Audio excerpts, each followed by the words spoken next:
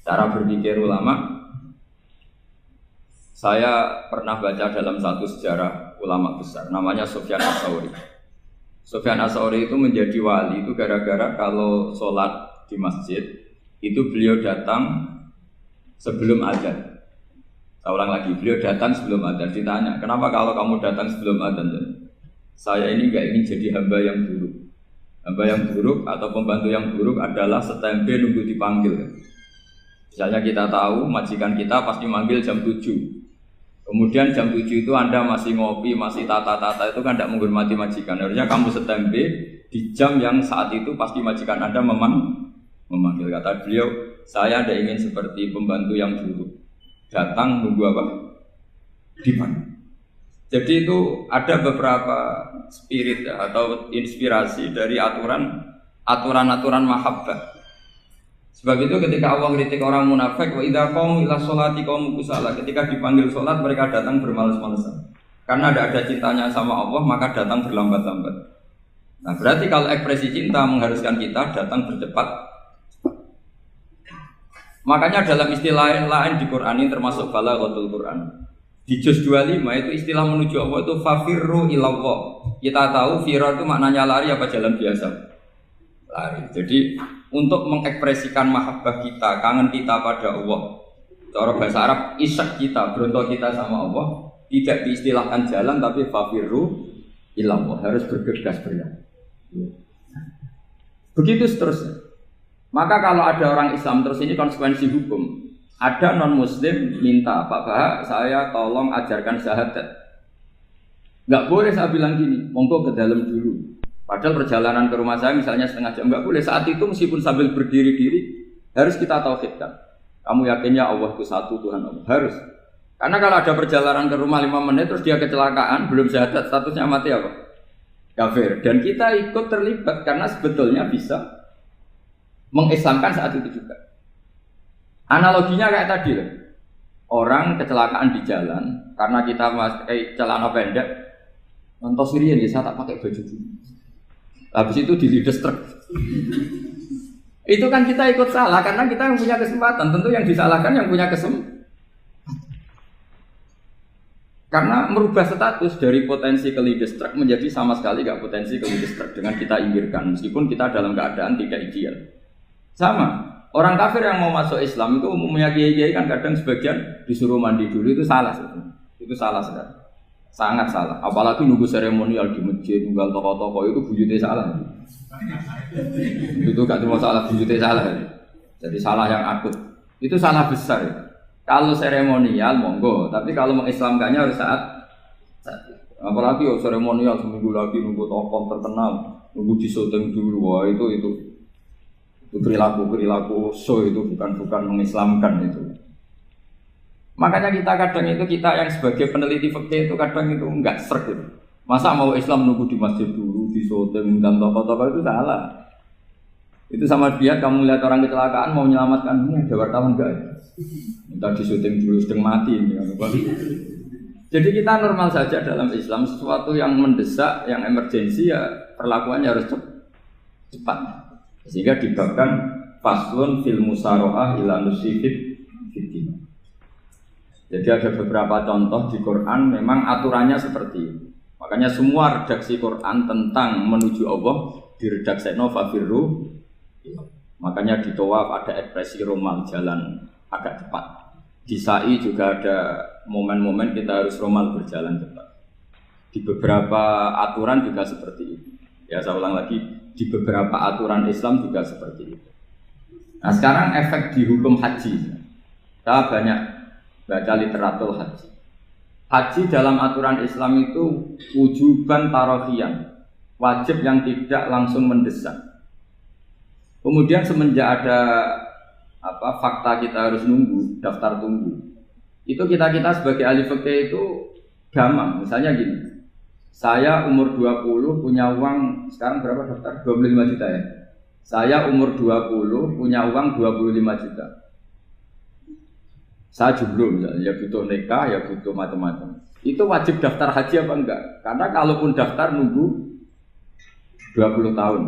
20 tahun kan asumsi umum masih umur 40 masih hidup lah kira-kira sebenarnya.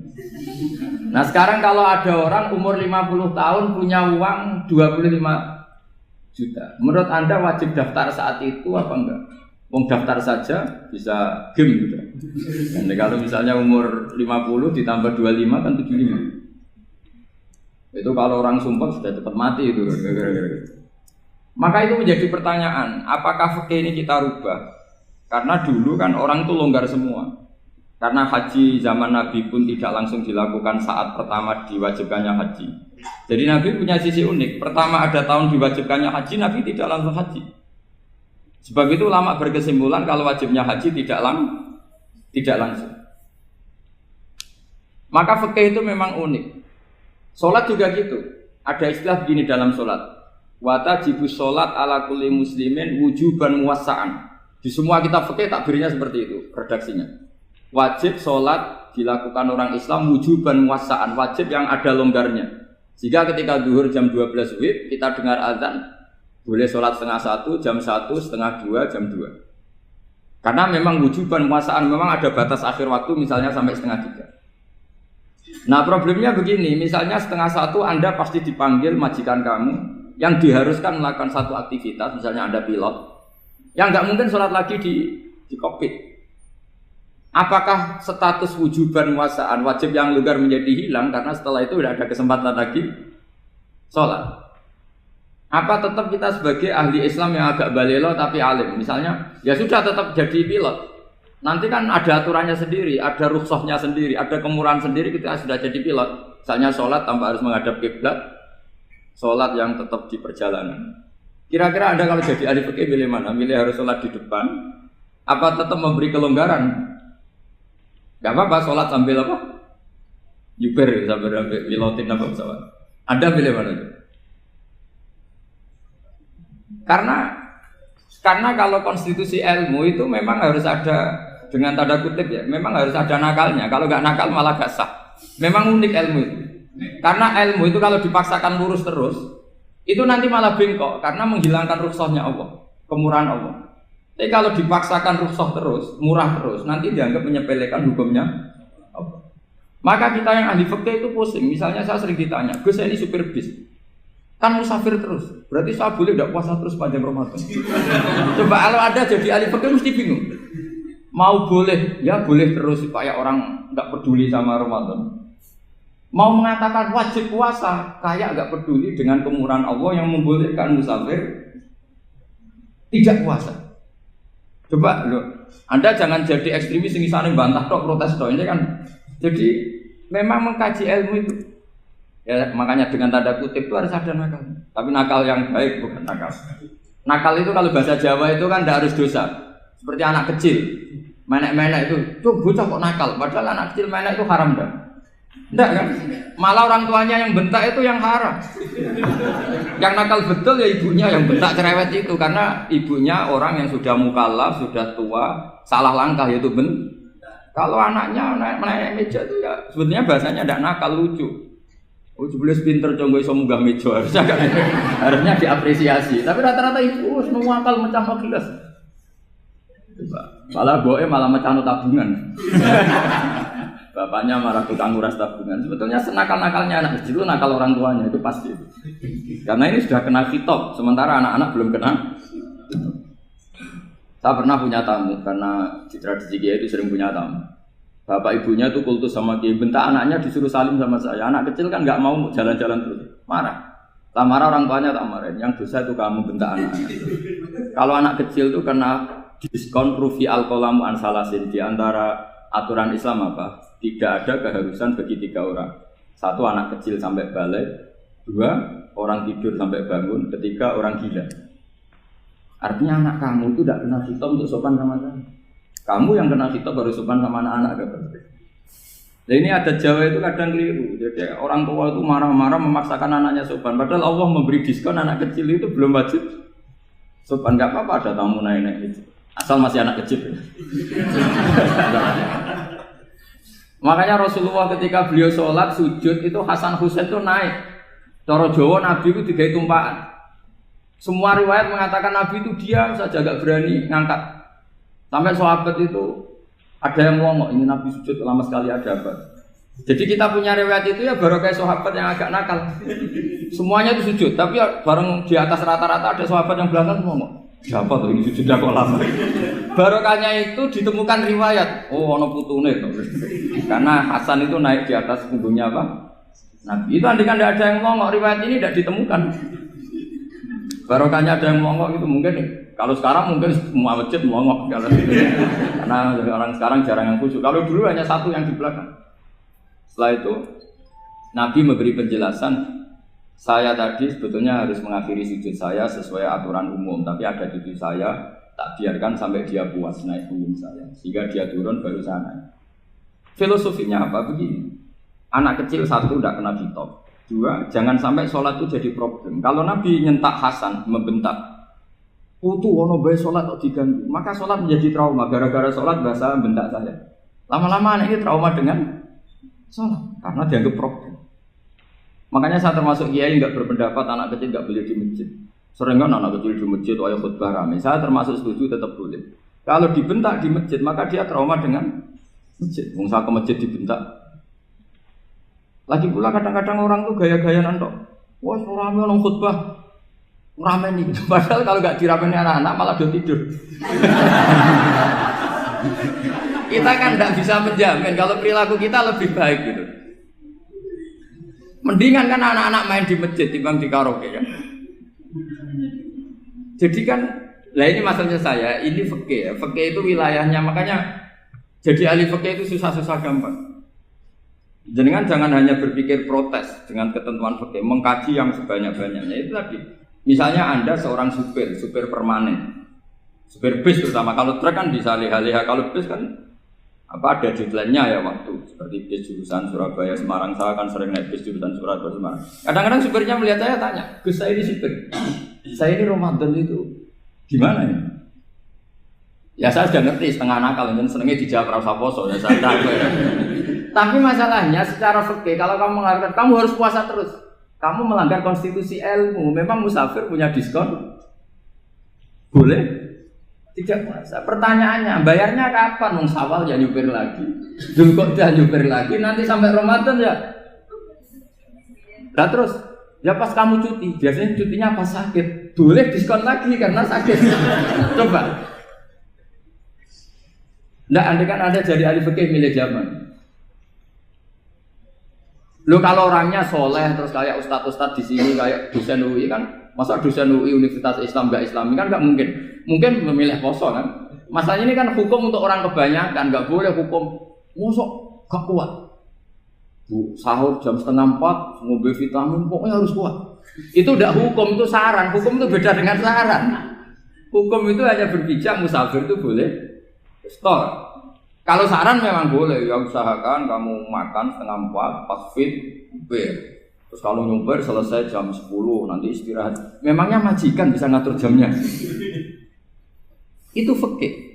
Maka menjadi perdebatan yang namanya pergi itu apa? Menurut Imam Syafi'i pergi itu ya dari rumahnya ke tempat yang asing yang tidak wilayahnya namanya pergi. Menurut Imam Ahmad bin Hanbal enggak.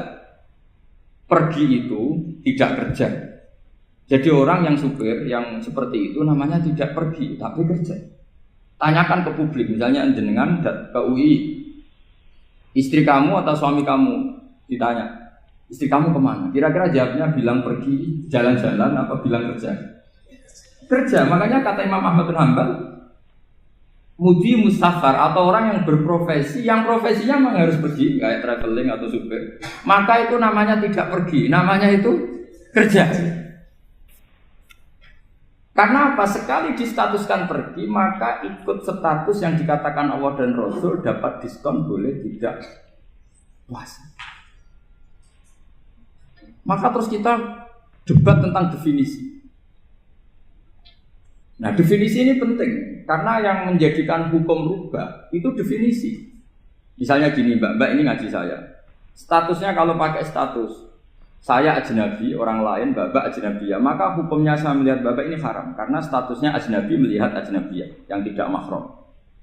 Tapi kalau di fikih itu ada statusnya.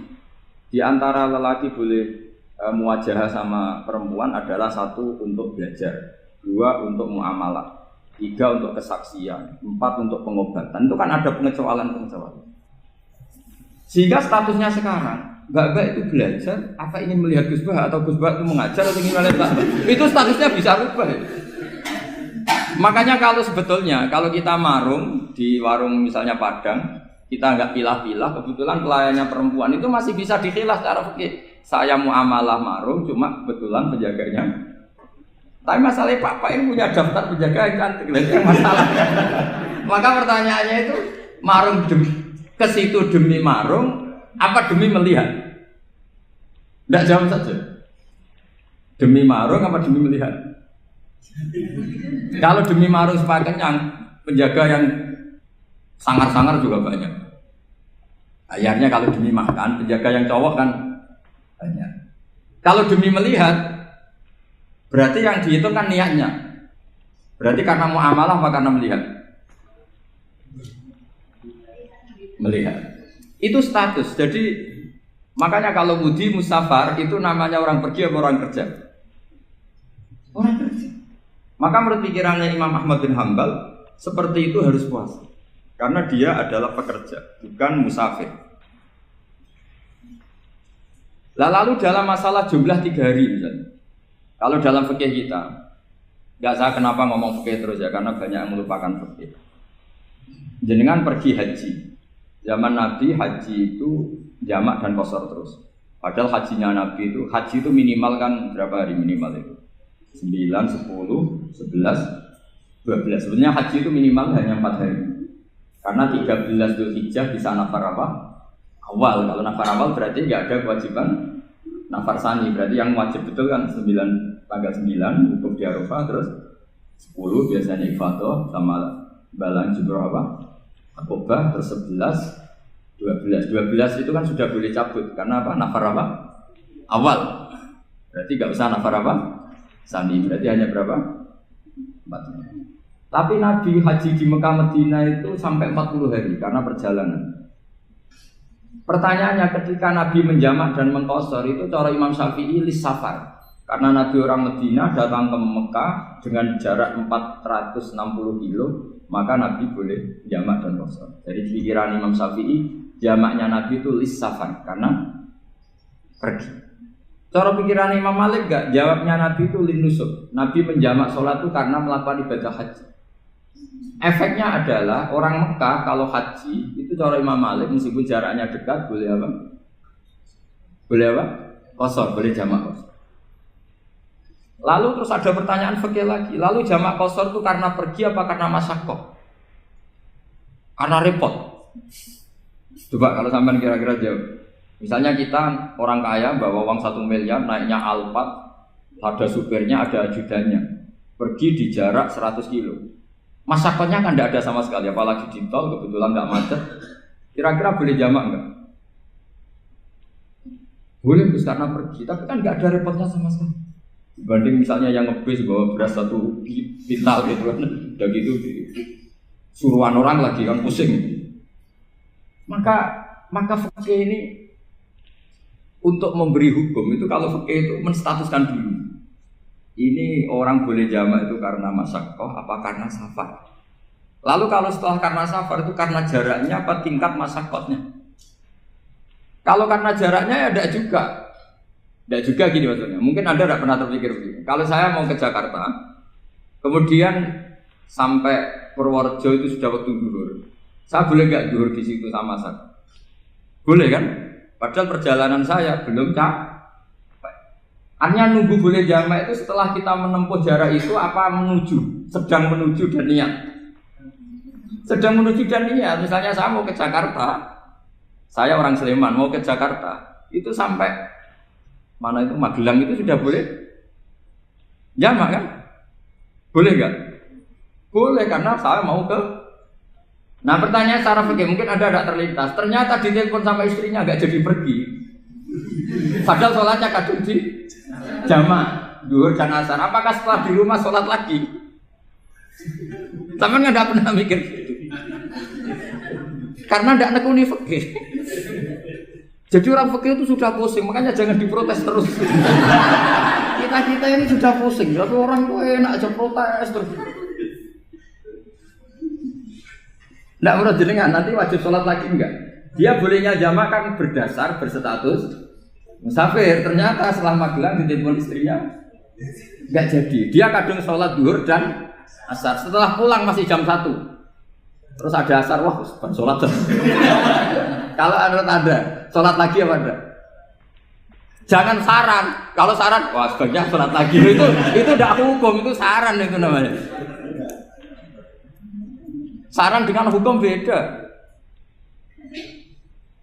Sholat lagi pada. Loh, ketika ada jaga itu berdasar malas atau berdasar hukum? Apa?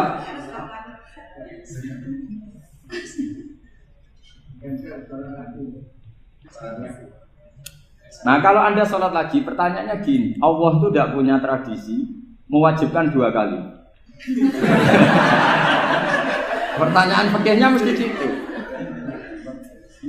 Dan saat Anda di Magelang menjamak itu melakukan sesuatu yang disahkan oleh agama. Berarti pas Anda jamak zuhur asar, sesuatu pas melakukan itu kan berstatus sah dan boleh. Meskipun setelah itu ada masalah, istri kamu nelpon terus pulang.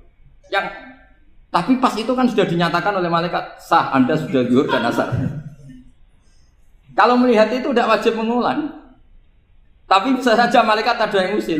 Itu sah karena Anda berstatus musafir. Berhubung status Anda hilang, maka poin Anda sudah sholat juga hilang. Kamu milih fikih yang mana?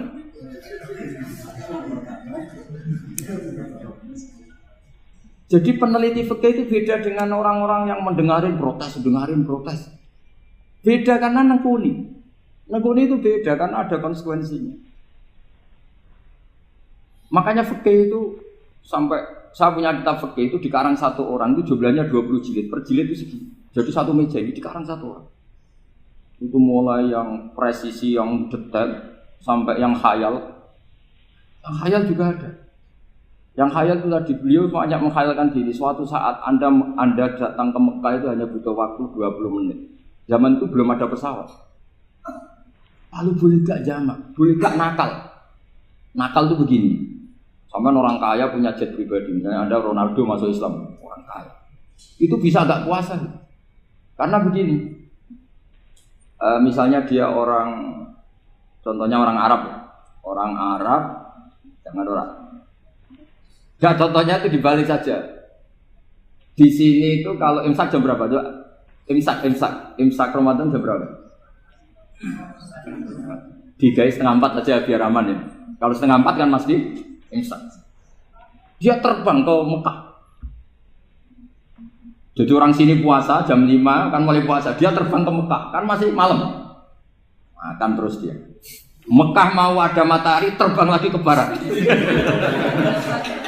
Karena dia menghindari berstatus puasa. Atau sebaliknya, dia orang Mekah jam 12 puasa. 12 siang puasa. Dia, wah kalau 6 jam lagi buka, bisa barabe saya. Terbang ke Indonesia.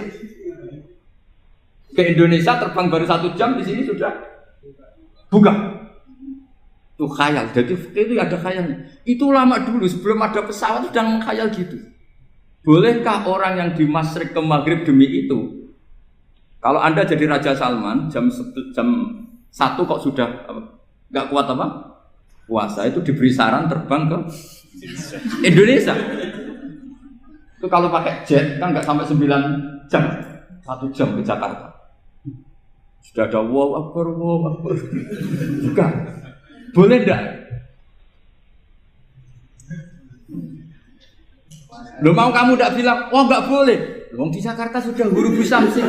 Masa sudah matahari terbenam orangnya enggak boleh? Bukan. Lah ya.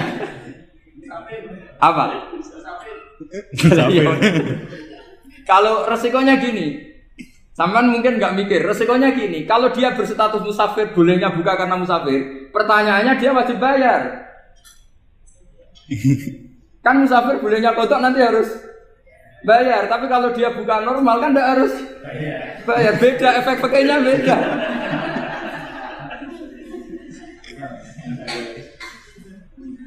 Sama jangan protes, Gus Baik gimana mau ngaji malah dijak senam. Ini kan ngajinya para dosen, para pegawai. Jadi harusnya itu jadi mufti, ngaji untuk jadi mufti. Bukan ngaji untuk mendengarkan. Jadi makanya saya mohon jangan sering protes sama ulama. Ulama sudah pusing. Karena efek-efek hukum itu tidak gampang. Kayak tadi misalnya, kalau dia boleh buka atas nama musafir, resikonya wajib bayar. Masalahnya Raja Salman ini mau ndak gitu. Dia inginnya. Maka pertanyaannya itu kitab yang milik saya tadi yang 20 jilid tadi. Ulama itu mulai dulu sudah membayangkan bagaimana kalau suatu saat ada satu kendaraan. Kenapa ulama bisa membayangkan itu? Karena ada buruk.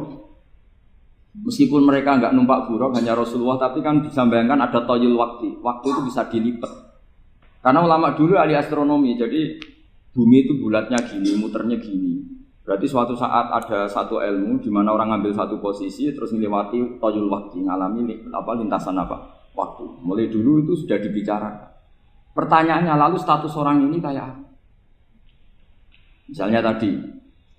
Misalnya tadi orang Mekah ingin cepat buka terbang ke Indonesia. Orang Indonesia menghindari imsak, misalnya 3:30, dia belum sahur. Wah kalau saya di Indonesia ini sifatnya sahur. Wah saya tak terbang ke Mekah. Wah enak kan terbang di Mekah ternyata masih jam 8. Wah bisa makan sepuasnya jam 8 malam maksudnya jam 20. Kan enak dia. Bar wareg balik ning Indonesia wis jam 1 siang. Jam 1 siang kalau ingin cepat buka terbang ke timur. Langsung buka. Berarti dia kira-kira puasa aja 3 jam. Tapi terus ya mungkin kalau sampean, lha opo Gus sudah repot-repot ngono tinggal turu ndelok sinetron kok buka dhewe. Itu tidak hukum, saran itu namanya apa? Kalau hukum tetap tadi yang dikatakan puasa adalah imsak mulai jam imsak sampai ghurubus. Lalu pertanyaannya lagi, ghurubus samsi sampai imsak itu konversi jam apa nyata-nyata ghurubus samsi? Kalau yang diliwati khatul istiwa itu nyata, fi'lan kalau dalam bahasa Arab fi'lan awaqiyyan. Tapi kalau Anda orang kutub, saya sering kirim-kiriman surat sama mufti-mufti yang ada di Timur Tengah, di Eropa, konsultasi maksudnya. Orang kutub itu kan tidak ada matahari, tidak ada apa-apa. Jika kalau Anda baca kitab di kutub, mesti Gus Bak ada pembohong. Misalnya orang kutub ngaji saya, kamu harus subuh sebelum matahari terbit. Sekali matahari terbit waktunya hilang. Duhur setelah matahari agak ke barat. Asar kalau matahari terbenam hilang waktunya. Mereka mesti bilang mataharinya di mana? Maka pertanyaannya, boleh gak mengkonversi waktu untuk orang kutub? Jadi misalnya pola umum subuh jam 4:30. Berarti antara subuh dan qadha itu 1,5 jam. Subuh sama zuhur polanya berapa berarti? Kalau 4:30 sampai jam 12 itu 6 sama 7,5. Berarti ya kira-kira habis subuh nunggu 7,5 jam baru zuhur, nunggu 3 jam baru asar, nunggu 3 jam baru maghrib. Berarti waktu puasa kira-kira antara jam 4 sampai jam 6. Berarti berapa jam itu? 12 sama 2 14. Oke, berarti orang kutub harus puasa 14 jam. Tidak bergantung waktu mata. Tapi ada lagi pertanyaan lucunya gini, lalu 14 jam Gus itu dimulai dari mana? Apa asal 14 jam? Apa harus ada konsensus setarnya? Masih ada PR lagi. Menurut kamu gimana? Ada konsensus setarnya dimulai jam 4 dini hari. Apa asal jumlahnya? Imsak 14 jam. Mikir lagi kan? Itu di Denmark itu ada satu musim di mana siang terus sampai sekian bulan. Siang terus sampai orang sana itu capek. Kenapa ada siang terus? Logikanya kan tadi bumi itu saya juga belajar falak, belajar astronomi. Kalau tepaan kamu di sisi yang barat agak utara atau agak selatan, matahari ini nyentron terus. Jika bumi molak-malik ya kamu kesentron terus karena kita ini kan tepaan di katulis istiwa, di khotul istiwa. Sebenarnya khotul istiwa itu bahasa Arab dari kata khotul istiwa. Khotun itu garis, istiwa itu tengah. Lah, Islam itu oleh Allah memang dipilih di tempat paling top yaitu Mekah. Mekah Ka'bah itu surratul ardi. Jadi sebelum ditemukan ilmu astronomi itu Nabi sudah ngendikan Al-Ka'bah suratul ardi. Ka'bah itu pusarnya bumi. Jika di Ka'bah itu satu-satunya area yang terbebas dari medan magnetis. Karena dari utara dan selatan benar-benar di tengah. Maka potensi jam paling akurat di dunia itu ya hanya jam yang di Mekah itu. Karena apapun akuratnya teknologi di Amerika atau Jerman, karena jam itu dari logam tetap ketarik medan magnetis, entah berapa 00, tetap kena. Misalnya jam di Jerman, lebih dekat mana kalau Jerman? Mesti ketarik medan magnetis, entah berapa kadarnya. Karena materi jam dari logam. Sementara di Mekah, karena di tengah, itu terbebas dari medan magnetis.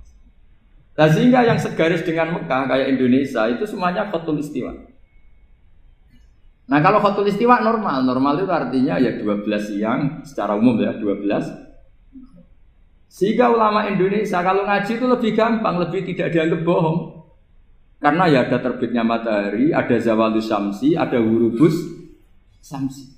Coba kalau kitab itu Anda baca di kutub utara sama kutub selatan, murid kamu bingung semua.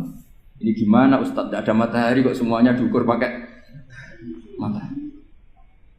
Lalu pertanyaannya dikonversi kan? Pertanyaannya kalau dikonversi pakai apa? Asal 14 jam, apa harus sepakat dimulai jam berapa? Milih mana? Milih sepakat. Pertanyaannya kalau sepakat, ukurannya siapa yang jadi ahlul halli wal aqdi?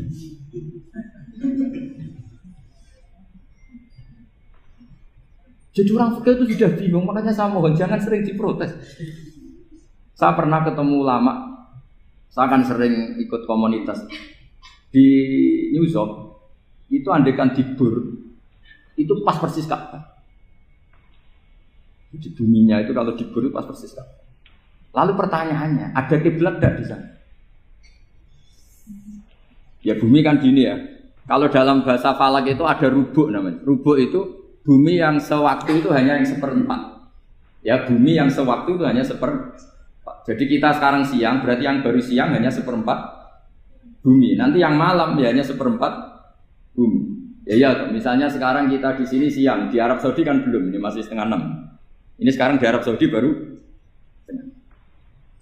Lah itu ada daerah di mana dengan Ka'bah itu pas atas sama bawah. Harusnya kan bebas arah. Apa? Bebas arah. Lalu orang sana sholatnya itu menghadap kemana?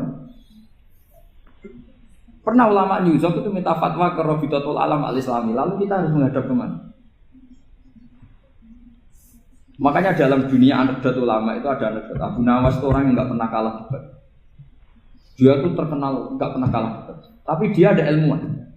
Dia punya tetangga ilmuwan, punya pengaruh besar. Semua orang ngaji ke ilmuwan itu. Mantelnya bukan main, karena dia ahli falak, ahli astronomi. Mau nandingi dia tidak bisa, gak nandingi itu reputasinya jatuh. Orang itu berteori kalau bumi itu bulat-bulat. Kalau kamu jalan ke sini, maka akan ke titik yang suatu saat si profesor ini kemalingan, terus minta tolong Abu Nawas rumah saya kemalingan. Terus lari kemana malingnya? Ke timur. Setelah ke timur, larinya ke timur. Abu Nawas lari ke barat. Terus ditanya, sudah tak bilangin malingnya lari ke timur kok kamu lari ke barat. Nanti ketemu di titik yang sama. Sebenarnya itu profesornya makal. Oh kamu nyindir. Artinya Abu Nawas gak terima. Teori Anda itu gak bisa. Secara keilmuan benar, tapi secara faktual gak boleh. Berarti kalau ada orang ngejar istrinya lari ke timur, dia harus tetap ke barat. Nanti ketemu di titik yang sama. Jadi malingnya tuh lari ke timur, Abu Nawas ngejar ke barat. Ketika ditanya profesornya, saya bilangin malingnya tuh lari ke timur, kenapa ada ke barat?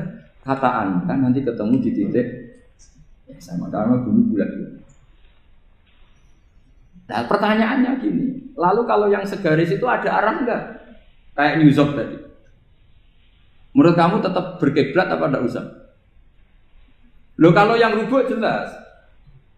Loh gitu, kalau rubuk begini loh, misalnya begini, terus kamu di sini sama sini kan masih ada arah, tapi kalau sini sama sini masih butuh kiblat.